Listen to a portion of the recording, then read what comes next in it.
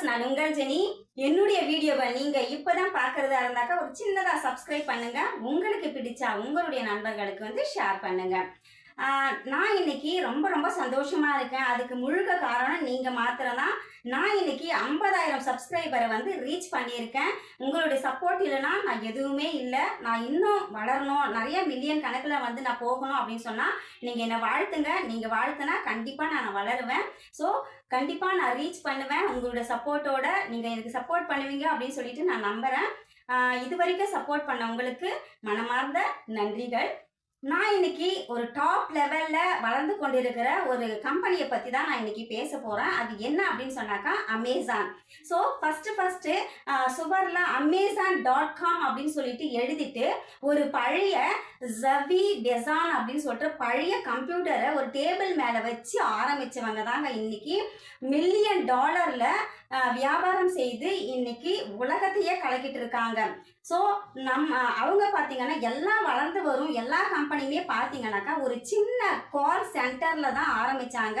இப்போ டாப் லெவலில் இருக்கிறாங்க. என்னுடைய நண்பர்கள், எனக்கு தெரிஞ்சவங்க எல்லாருமே என்கிட்ட சொல்லுவாங்க, ஏதாவது நான் வியாபாரம் செய்யணும், ஏதாவது நான் ஸ்டார்ட் பண்ணணும், ஏதாவது பிஸ்னஸ் ஸ்டார்ட் பண்ணணும் அப்படின்னு சொல்லிட்டு ஸ்டார்ட் பண்ணணும் அப்படின்னு சொல்லிட்டே இருப்பாங்களே தவிர ஒரு நாளும் அவங்க ஸ்டார்ட் பண்ணவே மாட்டாங்க. நம்ம ஸ்டார்ட் பண்ணாதான் அப்படி ஸ்டார்ட் பண்ணல அப்படின்னு சொன்னாக்கா எனக்கு நேரம் சரியில்லை, சரியான இடம் கிடைக்கல, எனக்கு தடைகள் வந்துகிட்டே இருக்கு, ஏதாவது ஒரு சாக்கு சொல்லிட்டே இருப்பாங்க.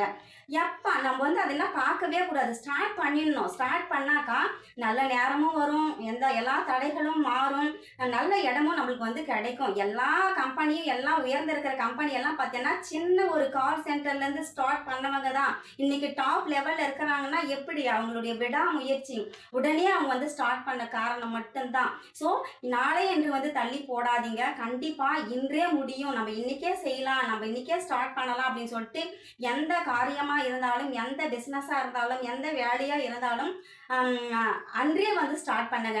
நாளை என்று தள்ளி போட்டுட்டே இருக்காதீங்க. நாளை என்பது இல்லை, இன்று என்பது தான் நிஜம் அப்படின்னு சொல்லிட்டு நான் நினைக்கிறேன். ஸோ இந்த நிமிடம் மட்டும்தான் நம்மளுக்கு சொந்தமானது. இந்த நிமிடம் நம்ம யாரெல்லாம் கரெக்டாக பயன்படுத்துகிறோமோ அவங்க வெற்றியாளர்களாக நியமிக்கப்படுறாங்க. ஸோ வாழ்க்கையில் எந்த ஒரு காரியத்தையும் பார்த்தீங்கன்னாக்கா தள்ளி போடாதீங்க. எந்த வியாபாரமாக இருந்தாலும் ஸ்டார்ட் பண்ணுங்க. கண்டிப்பாக இறைவன் உங்களோட கூட இருந்து நல்ல வெற்றியை கொடுப்பாரு அப்படின்னு சொல்லிட்டு நான் நம்புகிறேன். கண்டிப்பாக இது என்னுடைய வாழ்க்கையில் நடந்துக்கிட்டு இருக்கு.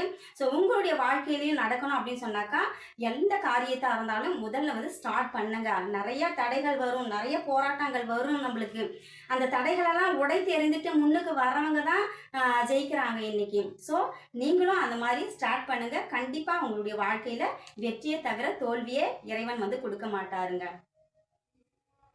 நன்றி, வணக்கம்.